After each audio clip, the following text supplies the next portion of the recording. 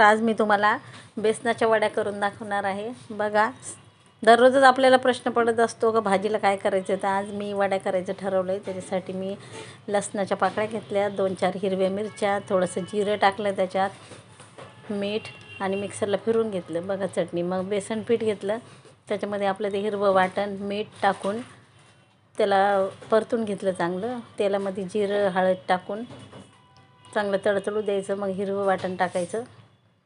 बघा, त्याला छान असं परतून घ्या.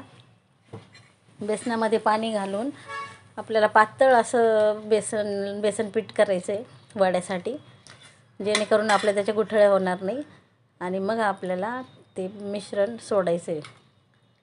त्याला छान असं परतून घ्या घट्ट होईपर्यंत. आणि मग मीठ टाका. पूर्ण असा गोळा होईपर्यंत त्याला चांगलं असं छान आपली वाफ येऊ द्यायची. कोथिंबीर टाका. तुम्ही बघू शकता बघा कसं एकत्र झालं आहे सगळं. आणि थोडंसं पाणी टाकून आपल्याला त्याला थोडंसं वाफून पण घ्यायचं आहे. थोडं 5 मिनटं वाफून घेऊ.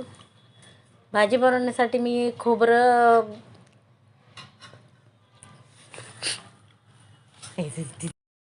भाजीसाठी मी कांदा खोबरं भाजून घेतलं आहे आणि थोडेसे फुटाणे टाकलेत, जेणेकरून आपली भाजी थोडी घट्टसर होईल.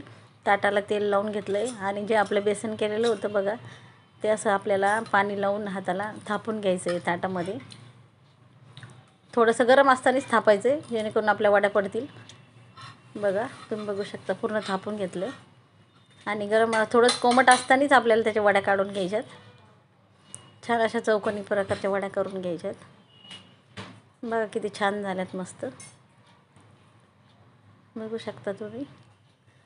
आता भाजी करण्यासाठी आपण जे खोबरं ते भाजून घेतलेलं आहे ते आता वाटून घेतलं आहे. तेल टाकून घेऊ. तेलामध्ये आपल्याला तेल तापलं की जिरे टाकायचे.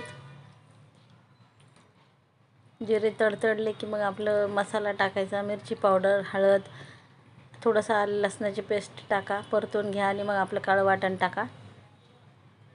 छान मसाला परतून घ्या तेल सुटेपर्यंत. हळद घाला आणि घरगुती काळा मसाला टाकला आहे मी.